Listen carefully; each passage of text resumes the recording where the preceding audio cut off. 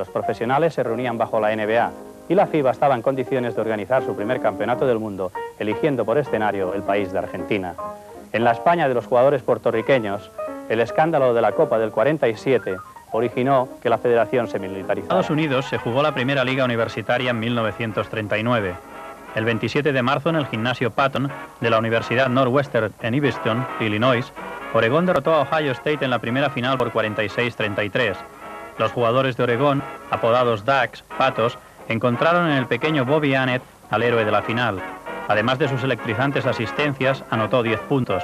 El alero John Dick sumó 15 puntos y, como siempre, destacó la línea, llamada entonces de delanteros, conocidos como los Pinos Altos. El pivote Slim Gutermute medía 2,04 y los aleros Lauren Lady Gale y John Dick medían 98. Era la demostración del interés que por el deporte. La N universitario surgió a la vista del interés que el NIT, torneo jugado por acciones en Square Garden de New York, había despertado. Oregón, un año antes de que se transmitiera por televisión el primer encuentro de baloncesto. Fueron partidos televisados desde el Madison. Pittsburgh venció a Fordham y la Universidad de New York a Georgetown. El segundo campeonato de Europa se disputó en Río. Hubo otro europeo. La victoria fue para 37, ganó la Unión Soviética. 6 partidos, anotaron 102 puntos y recibió 164. Universitarios americanos, nadie repitió título hasta que en 1945 y 46, el famoso olímpico Bob Kurland y entrenada por el mítico Han Aiva, lograba tal distinción. La racha la cortó Holy Cross con Bob Cousy como figura. En 1948, Kentucky, entrenada por otro mito, Adolph Rapp, y con Alex Grossa como estrella, ganó el primer título de una espléndida serie. Otro destacado de la época era George Mikan de la Universidad de DePaul. La década de los 40 reactivó el baloncesto en España. Cataluña resurgió primero a pesar de que varios clubes por motivos políticos habían desaparecido. También el Rayo, por problemas económicos, desapareció. Las entradas empezaron a cobrarse, las más caras valían una peseta. Era difícil sustraer en aquella época cualquier actividad, incluso las más lúdicas, como la práctica del baloncesto, de la represión que se vivía. El gran objetivo de los jugadores españoles eran los Juegos de Londres, la gran oportunidad de reintegrarse a la actividad internacional, pero aquellos dirigentes no estaban por la labor.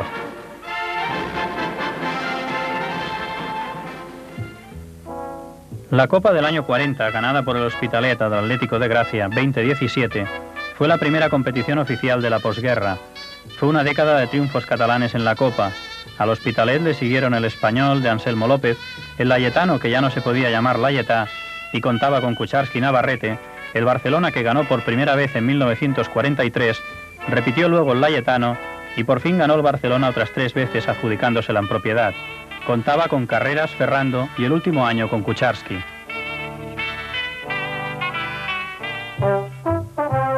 En 1948 se jugó la final en Burgos entre el Juventud y el Real Madrid. Venció por primera vez el equipo de Badalona por 41-32. Fue el principio del denominado Huracán Verde. Entre los ganadores jugaban Kucharski, Valls, Maneja, Ullé y Gubern. Por el Madrid destacaban, además de los hermanos Alonso, Gámez, Caprotti, Becerra, Tomé y sobre todo su estrella filipina, Caimo. Los verdinegros habían dado la sorpresa al eliminar al Barcelona, entonces campeón, en semifinales, remontando los 17 puntos del partido de ida y ganando la vuelta por 22.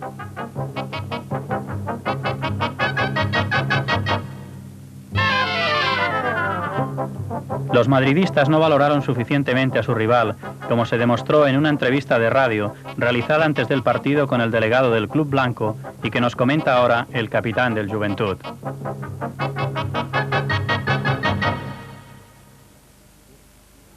Comentó de que era una pena pues, que no hubiera quedado finalista el Barcelona, porque de esta forma la final la que iban a jugar no tenía color, no tenía ningún interés. O sea, convencidos de que nos iban a pegar una paliza pero fue al revés. Entonces jugaba Bassó, Maneja, Gubern, Valls, l'Espiga, después había Calpetit y yo. Y vino el Huracán Verde por la rapidez que teníamos en el contraataque. A veces en 10 minutos marcábamos 40 puntos. En los campeonatos de Castilla destacó el Seu hasta que su figura Julio Gámez fichó por el Real Madrid. También el América, cuando jugaba con los hermanos Alonso, logró un título castellano. El escándalo llegó en la Copa del 47. Una semifinal la jugaban el Montgat y el Canarias de Madrid. En el partido de ida, Montgat hubo victoria local, 45-30. La vuelta fue arbitrada por el madrileño García Pla. Tal fue su actuación que su ayudante, Juan Marqués, quiso abandonar la pista. El presidente de la Federación, Emilio Sánchez Corona, ordenó un tercer partido, pero el delegado nacional de deportes, general Moscardó, anuló la decisión. Dimitió toda la federación y se nombró como nuevo presidente al general Jesús Querejeta. Bueno, aquel fue una tomadura de pelo por parte no de la federación, sino de la Dirección Nacional de Deportes, que es peor. Pues empezaron a tocarnos faltas, media parte ya no estaba medio equipo. Fue tan horroroso que el presidente, que era el señor Sánchez, creo, dice que aquello era una tomadura de pelo y que no valía el partido. No he visto lo que pasaba en Montgat, pero para no ser bien justo, ni uno ni el otro. En Zaragoza un desempate. Y al Montgat ya tenía los billetes el martes para ir a Zaragoza. Y llega un telegrama de la delegación, firmada por el señor general Moscardó, que valía el de Montgat y el de allá. Por lo tanto, se clasificaban ellos. Y yo al principio pensaba que era canario, pero no, era madrileño y era fundado por socio de Noro, un exministro que no me acuerdo ni el nombre, pero el ministro de aquel tiempo, que claro, recurrieron a ellos y ellos dieron a recurrir al Moscardó y todo arreglado. Y el Montgat era un pueblo, pues, y a callar. La selección española no actuó desde el Europeo de Ginebra en 1935, hasta que perdió un amistoso en Toulouse en el 43 contra Francia. A España, vetada en Europa, se le permitió jugar en la Francia de los nazis. En 1948 se jugó un decisivo partido contra Francia en el frontón Recoletos. España, con Anselmo López de seleccionador, perdió por un apretado 34-40, y esta derrota motivó la ausencia en los Juegos de Londres. Recoletos era una pista que había medio de madera y medio de cemento. Y como siempre había, pues, cuando había mucha gente y la atmósfera, no sé qué pasaba, pues se patinaba. Entonces, los 10 jugadores jugando todos por el sitio de la madera. O sea que llegó un momento, los 5 minutos últimos, que la otra parte no había nadie, todos por el carrillo. Sí, nosotros éramos solo gente de baloncesto y no teníamos ninguna fuerza, ninguna influencia. Quien tuvo que decidir, decidió que baloncesto no fuera a Londres y fue para nosotros un mazazo.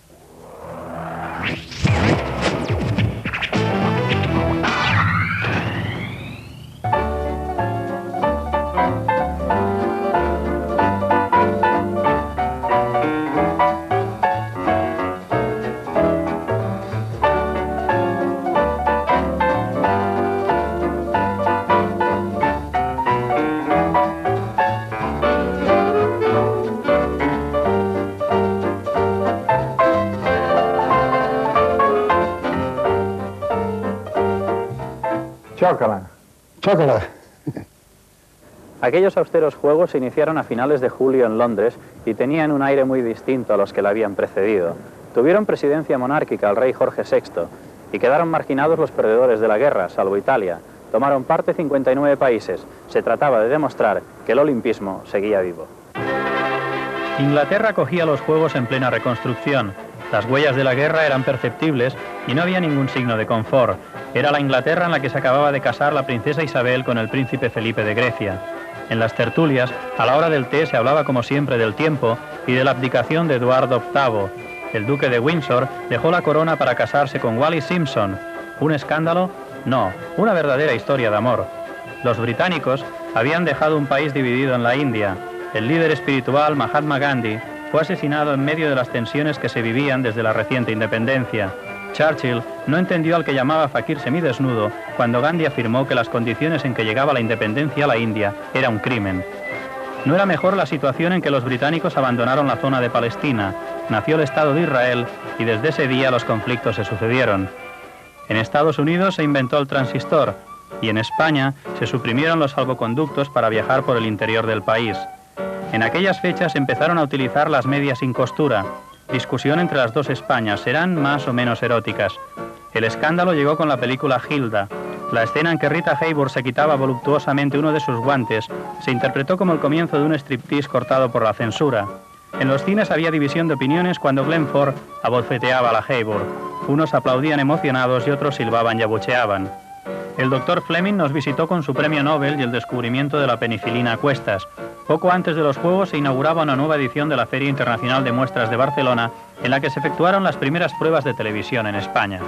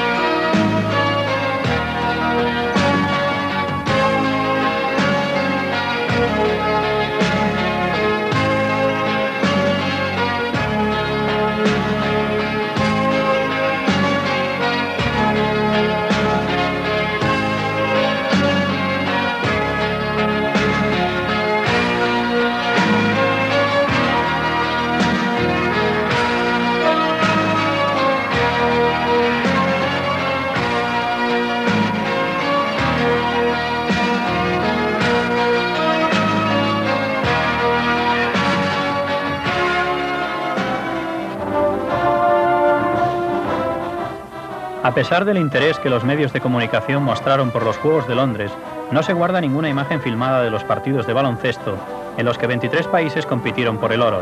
El día de la inauguración en el estadio de Wembley se recobró el espíritu olímpico que durante 12 años el odio de algunos había arrinconado. En ese estadio, ese día concreto, flotó la idea de que realmente existía una esperanza, y los Juegos Olímpicos representaron la unidad en el mundo. El desaparecido Harrington Arena fue el escenario del baloncesto. Tenía un imperfecto suelo de madera y un olor especial producto de sus habituales partidos de hockey hielo y de las sardinas que siempre componían el menú de la cafetería. En el difícil Grupo A, Brasil fue primera y un triple empate se resolvió a favor de Uruguay, dejando eliminados a Canadá y Hungría. Italia, Argentina y Filipinas también cayeron en esta fase. Argentina cedió en un apretado partido ante Estados Unidos por 59-57 después de casi 3 horas de juego. En estos primeros encuentros ya se mostró la falta de comprensión idiomática entre árbitros y jugadores. Sí, tuve que aprenderme las reglas internacionales. Los árbitros no conocían nuestro idioma. De hecho, la mayoría no conocía los idiomas de los países a los que estaban arbitrando. A menudo no se ponían de acuerdo entre ellos en lo que señalaban, lo que provocaba muchos retrasos y también mucha preocupación entre todos los participantes.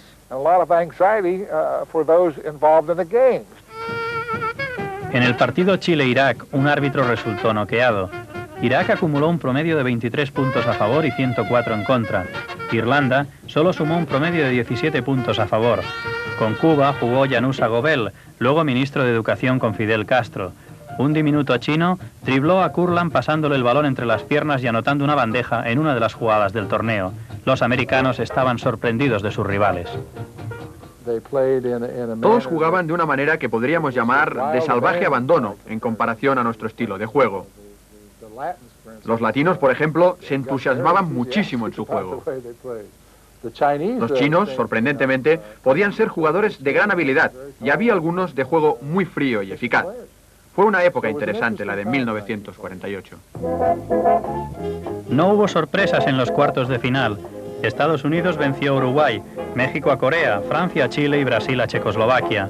Los franceses necesitaron una prórroga, anotando el habilidoso Chocá un tiro de lejos en el último segundo. Era evidente la superioridad americana, con 5 de los 8 equipos en esta fase y 3 de los 4 semifinalistas. En el estadio, Robert Macías lograba el oro del decatlón con solo 17 años. Macías realizaba su primer decatlón completo y 2 meses antes no sabía lo que era esta prueba. repitió éxito en Helsinki, llegó a ser artista de cine y televisión, capitán de la Marina, perteneció al Congreso y trabajó en la OTAN. Francia, entrenada por Robert Busnel, dio la sorpresa al evitar una final americana. Francia ganó a Brasil 43-33, mientras Estados Unidos volvía a derrotar a México en una semifinal olímpica por 71-40. Brasil se hizo con el bronce ante México 52-47 en un gran partido que concluyó con el público en pie y la vuelta de honor para Brasil. Los brasileños en principio no habían contado ni para sus propios dirigentes.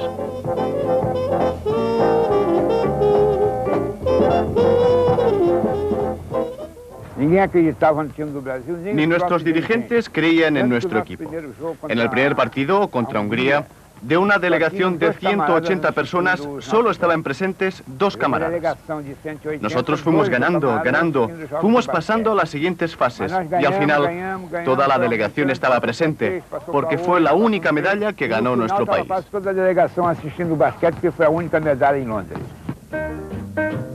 Las normas más destacadas que la FIBA aprobó en su Congreso de Londres fueron el derecho a 4 tiempos muertos por equipo en lugar de 3, la regla de los 3 segundos en la zona y el derecho a la elección de banda o tiros libres en los 3 minutos finales. Francine Blankers-Koen, una madre holandesa de 30 años, ganó 4 oros. Sus 2 hijas contemplaron cómo subía al podium en las pruebas de 100 y 200 metros lisos, 80 vallas y el relevo 4x100, un relevo compuesto por 4 mujeres casadas. Una carroza tirada por caballos blancos llevó a esta feminista hasta el ayuntamiento de Ámsterdam a su regreso.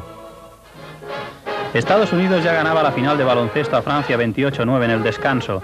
Se pasaban el balón repetidamente queriendo demostrar más su habilidad que su intención de anotar. Francia solo anotaba en tiros de lejos o contraataques. Al final los americanos ganaron 65-21. Yo no pude jugar en Londres porque decían que era profesional. Tenía una marca de zapatillas que se llamaba Busnel y eso ya me convertía en profesional. Como no podía jugar, acudí como entrenador y gané la segunda plaza.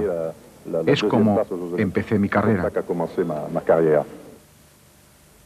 En una final, cuando sabes que vas a ganar, juegas con tu juego total. Juegas a la defensiva y al ataque.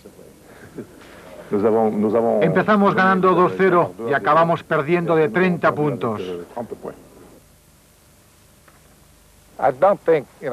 El resultado fue muy abultado. Fue un buen barómetro del estado del baloncesto en el mundo en aquel momento. Si bien las diferencias de tanteo con los países europeos fueron más amplias que con los países como México o los de Sudamérica.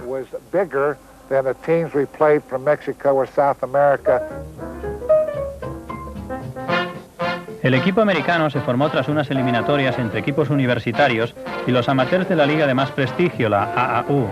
Aquí vemos la final entre el Philip Oilers y la Universidad de Kentucky.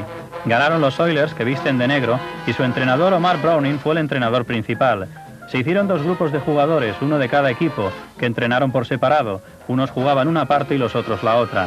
Los seleccionados fueron Baker, Bersdale, Bert, Beck, Porilla, Carpenter, Jones, Lamb, Pitts, Rennick, Robinson, Rollins, Kurland y Groza.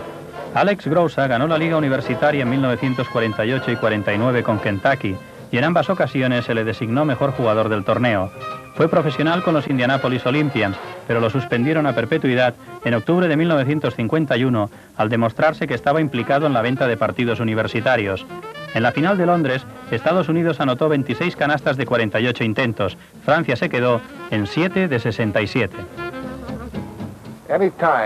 El torneo fue Adesio Lombardo de Uruguay con 167, siempre desde la misma posición en la zona de tiros libres. Fue campeón universitario en los años 45 y 46 con Oklahoma A&M, siendo elegido el jugador más valioso de la liga universitaria en ambas ocasiones. Nunca jugó en profesionales, continuó su carrera en la AAU con los Oilers.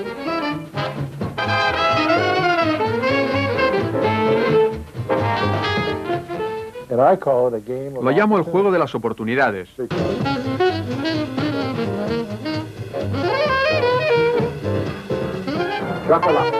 La Universidad de Kentucky ganó el título universitario en los años 48, 49 y 51 con Adolph Rapp, apodado El Varón, de entrenador. Para el City College de New York, entrenado por Nat Holman, uno de los Original Celtics, fue el triunfo en 1950. todavía Kentucky y el City College gozaban de los días de gloria antes de verse inmersos en el escándalo de las apuestas. Kansas, con el mítico Phog Allen, el sustituto de Naismith, ganó en 1952. La figura de Kansas era el futuro olímpico Clyde Lovellette. En estas imágenes vemos jugar a los Wildcats, los gatos salvajes de Kentucky vestidos de negro. En la temporada 49 solo perdieron un partido y ganaron la final a Oklahoma 46-36 con 25 puntos de Grousa. Sospechosamente perdieron la final del NIT contra Loyola. Luego se supo que Grousa y el también olímpico Ralph Baird habían fallado adrede sus lanzamientos. En pleno escándalo, el orgullo del Barón Rapp les llevó a la victoria contra Kansas en 1951 con un equipo renovado. El resultado de las investigaciones sobre las apuestas demostró que 86 partidos habían sido amañados entre 1947 y 1950, implicando a 32 jugadores y 7 universidades. El Madison Square Garden había sido el centro de las operaciones. La liga universitaria, entonces la más importante, quedó herida de muerte. Los partidos fueron alejados del Madison neoyorquino y se tardó años en recuperar el interés de los aficionados.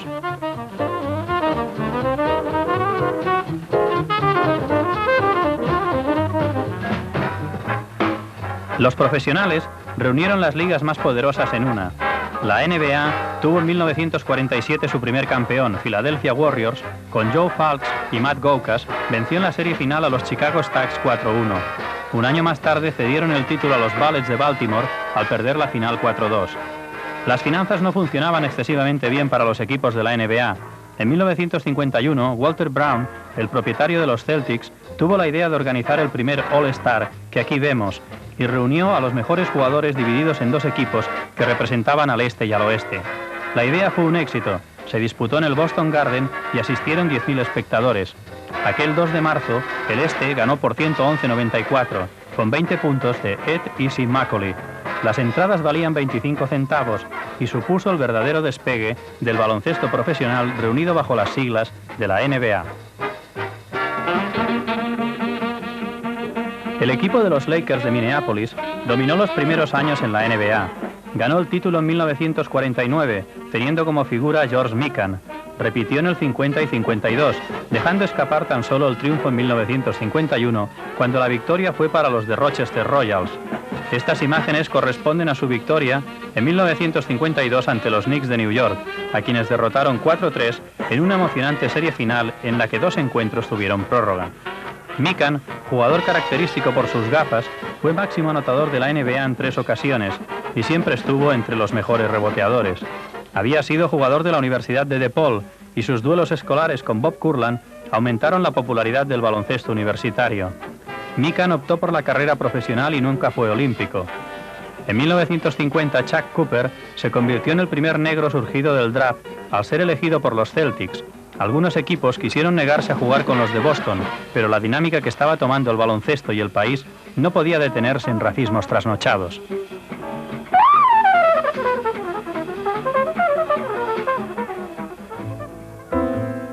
La FIBA había decidido en su Congreso de Londres que se disputara el primer campeonato del mundo, y Argentina fue el único país que lo solicitó. En 1950, Argentina se proclamó primer campeón mundial en un enfervorizado Luna Park. Oscar Furlong y Ricardo González fueron líderes de un equipo celeste que se aprovechó del poco interés mostrado por Estados Unidos en esta primera cita mundial, para la que seleccionó al equipo de una cooperativa de automóviles.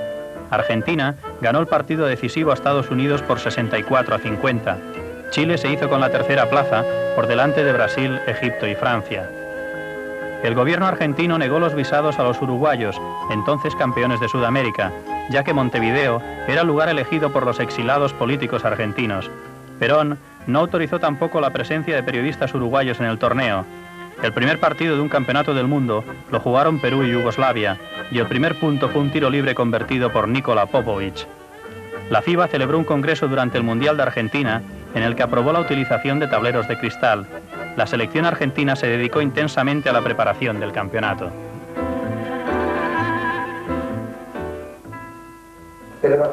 Y fue el único partido que ganamos 2-0. Entonces, que estábamos allí.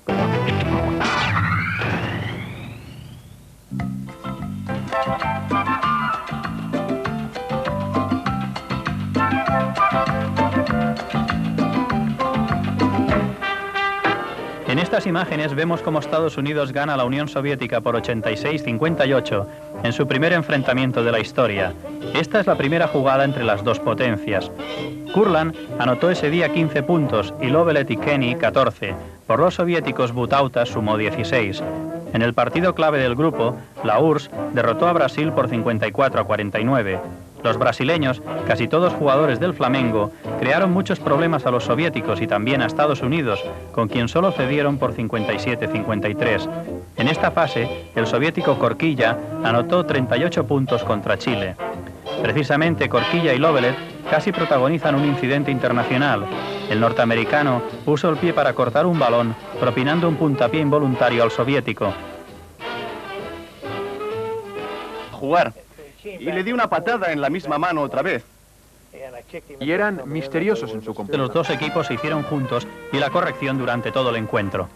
El equipo americano entre el Peoria Caterpillar de la Liga Amateur AAU y la Universidad de Kansas ganó el Peoria al fallar Lovelet en la última jugada. El entrenador de Peoria, Warren Womble, fue el entrenador, siendo su ayudante el mítico Fock Allen.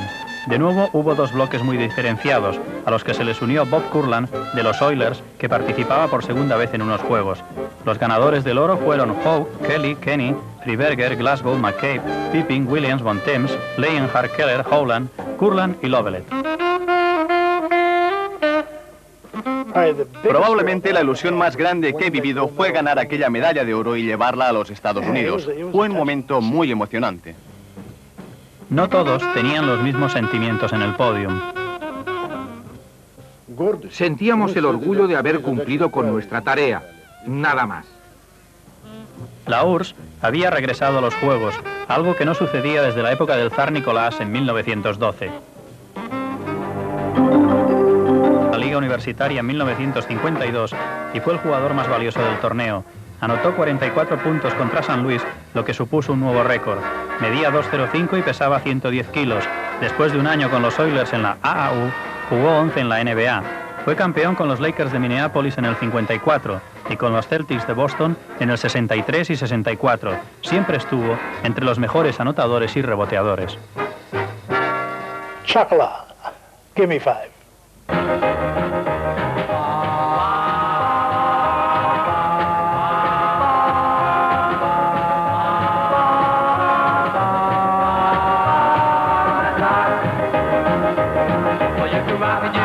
Do the stop and even stroll it at the hop. When the record stops spinning, you chill it, so when you're chicken at the hop. Do the dance sensations that are sweeping the nation at the hop. Let's go to the hop. Let's go to the hop. Oh baby, let's go to the hop. Oh baby, let's go to the hop. Let's go to the hop. Well, you can swing it, you can groove it, you can really start to move it at the hop. Where the jockey is the smoothest and the music is the coolest at the hop. All the cats and the chicks can get their kicks at the hop. Let's go! Let's go to the hop. Let's go to the hop. Baby, let's go to the hop. Baby, let's go to the hop.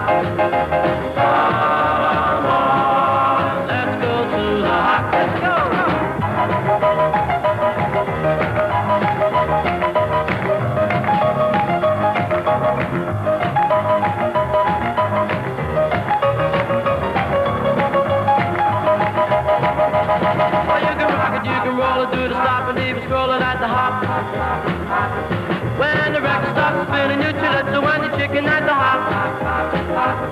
Do the dance sensations that are sweeping the nation at the hop. You can swing it, you can groove it, you can really start to move it at the hop. Where the jockey is the smoothest and the music is the coolest at the hop. All the cats and chicks can get their kicks at the hop. Let's go! Let's go to the hop. La poca tradición de baloncesto. No están preocupados en destruir, sino en hacer lo que ellos saben de toda su vida, ¿no? Jugar